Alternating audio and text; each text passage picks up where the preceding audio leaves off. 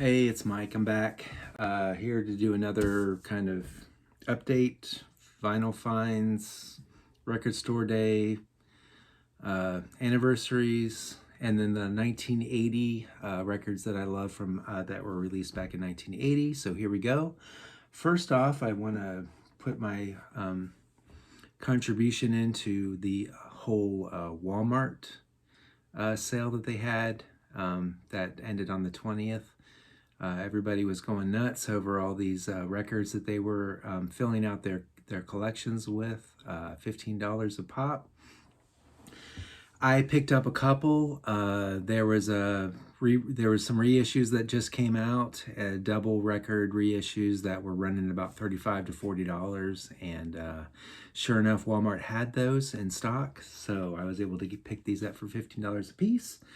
And I'm going to give them to my girlfriend to give back to me for Christmas because I really wanted to have these. They're two compilations, and they came out back in 1993 originally. And it's Prince The Hits. When I originally got these, I didn't buy them on vinyl because I wasn't buying vinyl in the 90s. I purchased the compact disc collection that had it was 3 discs. It was the Hits 1, the Hits 2, and then the B-sides, which is a really nice collection, but I really wanted to get these eventually on vinyl now that I'm collecting vinyl. And I was really happy that these were being reissued recently, and then it hit right at the right time so that I was able to get them at Walmart for 15 bucks a pop. The Prince website put these, reissued these, I think a year or two, like I think it was about 2 years ago. And they were like on purple vinyl or something, really nice looking sets. And I missed out. I just waited too long. I was just starting to collect vinyl again, and I really wasn't aware of how quickly these records like this disappear. And I just thought, oh, I'll just pick it up next month or the month after that or whatever. But they were gone relatively quickly. And so to see them back again being printed is pretty awesome. I don't care if they're on black vinyl, doesn't matter. So I got the Hits 1 from Walmart and the Hits 2. Apparently this comes on some kind of colored vinyl something or other. I don't know if the other one does or not. I'm not going to open these because these are going to be my Christmas presents. But I'll open them then, and I'll probably talk about them in a future video. But anyway, happy to have these from Walmart. Thank you. 15 bucks a pop saved me $40 getting both of those there. So that was awesome. Then the next thing that happened is Record Store Day, Black Friday. I saw people making videos of the lists of what was coming out, and I was like, none of it really sounded that great. But there was one record that stood out that I was like, yeah, I really want to get that one. And it was a later album by the band Jesus Lizard. This came out originally in 1996, and it hasn't been repressed since 1996. So really happy to pick this up. This is their first record on Capitol. This is their first album that they put out with their new Capitol Records contract back in '96. And I don't know, it's they kind of cleaned up the sound a little bit. They brought David Yow's voice more to the forefront because his voice is kind of, his growling and his screaming is kind of more subdued and buried in the mix in the earlier albums, and this is a little bit more aggressive and out in your face with his vocals. Really great album. I've listened to it for a long time, but I've never had it on vinyl, so I was really happy to pick this bad boy up. This comes with a nice little insert so I can sing along with David Yow, which I've always wanted to do.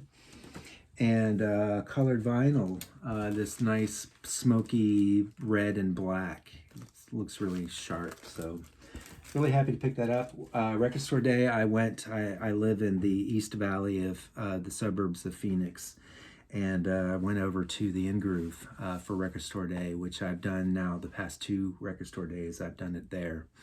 And really nice experience, really cool. The way they run things over there is just really top notch. So, and I love browsing their store anyway because they usually have a pretty good selection of used stuff that I like to peruse through. And of course, I went through After I got the record that I wanted, I walked around and picked up a couple extra records that were not record store day.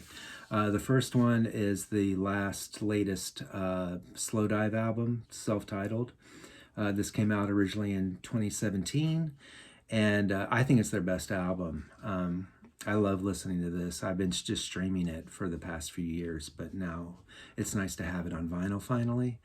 I found a copy used of this in Zia Records a few months ago, and I passed on it. I was just kind of hemmed and hawed, and regretted that. I'm always like thinking, man, I really should have picked up that Slow Dive because I don't know when I'm going to see it again. And I saw it, and I had to grab it. So, and it was at a really nice price. It's pristine, near mint copy, so really happy with how this looks and sounds. So Slow Dive, their fourth album, latest album, came out in 2017. No insert, just the gatefold, and then black vinyl.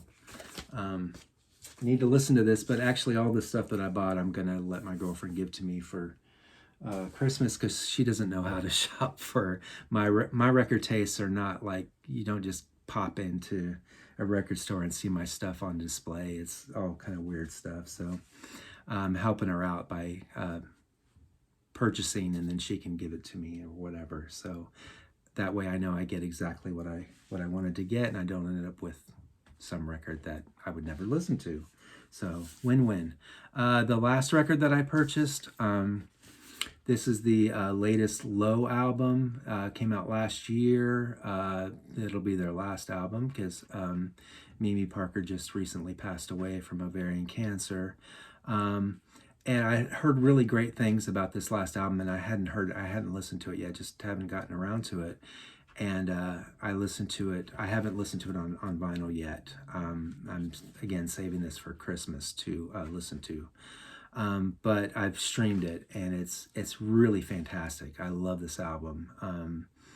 The thing about Low and their like later stuff is that instead of just guitar, bass, and drums, they've really ventured in some really experimental sounds to make their music with. The vocals, the harmonies, the beautiful voices are still there exactly as they are in like the earlier stuff, but the way they construct their songs is a lot different to me. And listening to this album, I was like really kind of blown away.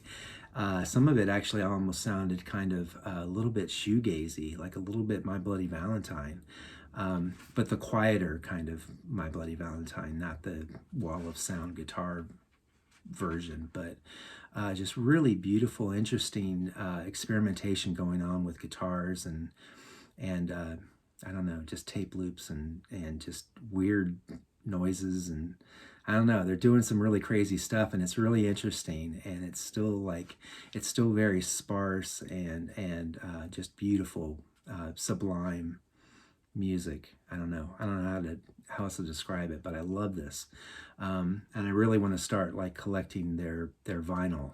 Now that I've listened to this one, I want to start getting more of their more recent recordings on vinyl. But that's kind of hard to do because they're a little hard to find, but that's a challenge. So anyway, Low, this is their latest album called Hey What, and it was released in 2021. Love it. Can't recommend it anymore.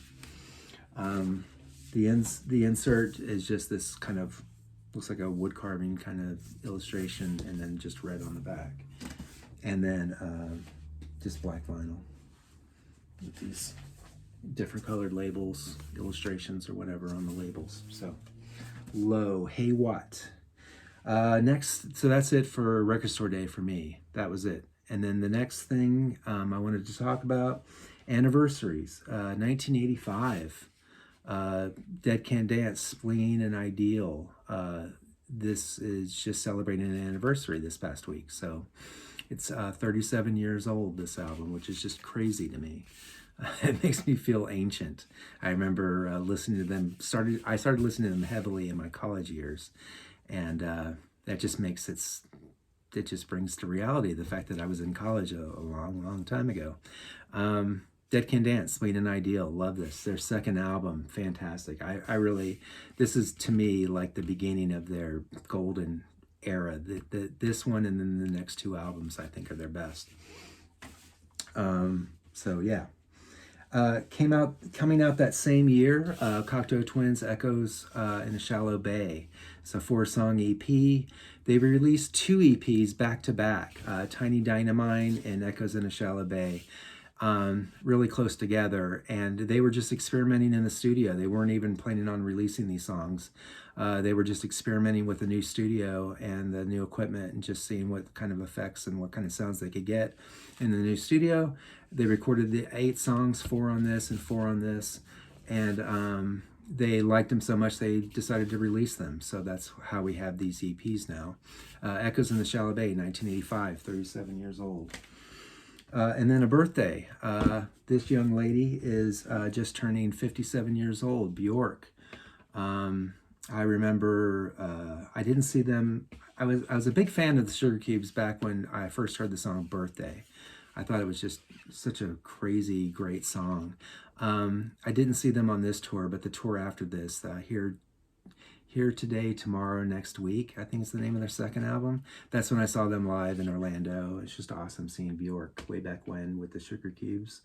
And I've been following her solo career ever since her debut came out. I remember I was living in Maine at the time that I got this on CD and loved it, absolutely loved it. So Bjork, happy birthday, 57. She was born in 1965, just a few years older than me. And then the last thing I want to talk about today is records that came out in 1980. I went through my collection and picked out a bunch of records and I wanted to have 10 to show, but I don't even really have 10, which is crazy to me because I have a lot of records, I thought. I have like just over 500. And I thought I'd have a whole bunch that came out in 1980 because the 80s are like my favorite period. But I really only have 10 records to show. I thought I'd have a lot more than that. So I didn't get to pick and choose. I'm going to show everything that I have that came out in 1980. I just only really collect records that I really, really love and that I really will listen to all the time. I don't collect, like if I'm a fan of a band, I don't collect every single thing that they have unless they're like one of my favorite bands. I only do that with a couple of bands. Other than that, I just only buy the stuff that I really love and that I really listen to. So with that in mind, the first one, I'm not going to show these in any kind of order of like favoritism or anything, but this first one, Missing Persons, their debut 4-song EP. This pressing here is 1982, but this originally was released in 1980 before the Spring Session M album that came out in 81. So this has Mental Hopscotch, it's got Words, it's got Destination Unknown, it's got I Like Boys. Fantastic EP, released on Capitol in 82, but originally released in 1980. Love it. One of my favorite bands, my favorite band from my childhood, Rush. This album, Permanent Waves, came out in 1980. It's got some of my all-time favorite Rush songs on it. Natural Science, Jacob's Ladder, Free Will, Spirit of Radio, Different Strings. It's just a wonderful album. And if it weren't for moving pictures, this would be my favorite Rush album. But anyway, 1980, Rush, Permanent Waves. Next one, the first album by the Pretenders, Pretenders 1 or whatever you want to call it. It's got the song Kid on it, which is my favorite Pretenders song. It's got Brass in Pocket, which is, the huge single off this album. And I still love that song. I wasn't a fan of it that much back in the day. There's a lot of other Pretender songs that I liked more, but as the years have gone by, I really appreciate that song. I think it's just a classic, and Chrissie Hynde is just so freaking amazing. I love her. Anyway, Pretenders, 1980, their self-titled first album. Next one, The Police, Yada Mandata, tied for my favorite Police album. The first 4 songs, Don't Stand So Close to Me, Driven to Tears, When the World is Running Down, and Canary in a Coal Mine. It's just such a fantastic, amazing way to start off an album. Those 4 songs, they're just amazing. They're just awesome. Love this album. The Police, 1980. This next one, Japan, Gentlemen Take Polaroids. I love this album. Not as much as Tin Drum, but still, it's right up there. It's got My New Career. It's got Gentlemen Take Polaroids, obviously. Swing is really great. Methods of Dance, I love. Night Porter is really quiet, slow, but really good song. Taking Islands in Africa, fantastic as well. Love this album. 1980, Japan. Gentlemen Take Polaroids. Next one, God, one of my favorite bands growing up as well, Bauhaus. I don't know if I'm supposed to cover that or not. But Bauhaus in the Flat Field, fantastic record. Their first album, really raw, intense, just the best of the best of Bauhaus's sound. In the Flat Field, Double Dare, Stigmata Martyr, love all those songs. Great album, Bauhaus in the Flat Field. Their debut. Next one, Susie and the Banshees, Kaleidoscope. Love this album. One of my top favorite Susie's albums. This and Juju are my favorites. It's got Christine, Happy House, Desert Kisses, Red Light. Just a lot of great songs on this. Great way to start listening to Susie would be starting with this album. Love it. 1980, Kaleidoscope. Next one, Dead Kennedys, debut, Fresh Fruit for Riding Vegetables. God, one of my favorite bands, one of my favorite punk bands of all time. It's got, obviously, the classics, California Over Alice and Holiday in Cambodia, but really, there's not a bad song on this album. It's just awesome. Jello Biafra is just freaking fantastic. Great album. Dead Kennedys, Fresh Fruit for Riding Vegetables, 1980. Love it. And then these last two are my favorites, pretty much, of 1980. Adam and the Ants, Kings of the Wild Frontier.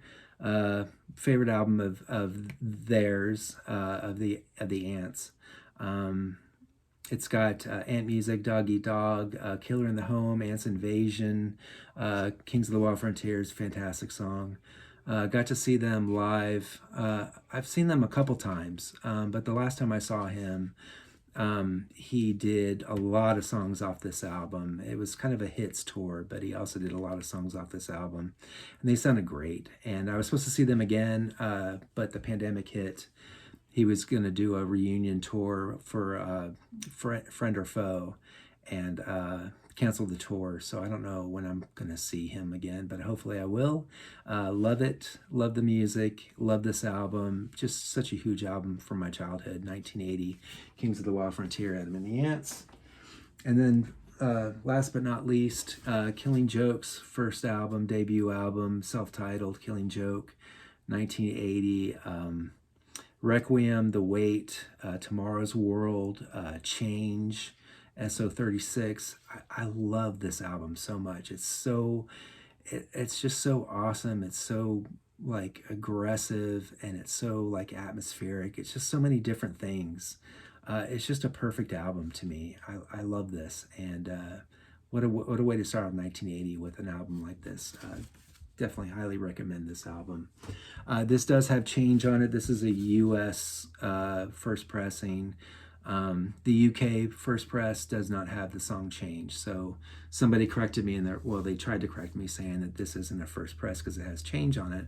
Well, this is a U.S. press, not a U.K. press. So anyway, some people got to be very pedantic with my videos, and that's fine. I don't mind. Whatever. Tell me what I've got wrong on this video. I will happily make corrections or whatever in the comments if I've made a mistake, and I'm sure I did. Anyway, love you guys. I hope you all had a great record store day. I hope you guys found all the things that you wanted. I hope if there was shit at Walmart that you wanted, that you were able to find it as well. Hope you had a great turkey day. I did. Had a great time with my best friends and my kids, and hope you all are just having a great time this holiday season. Love you. Thanks for your support.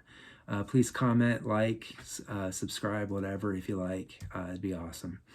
Take care, everybody. See ya.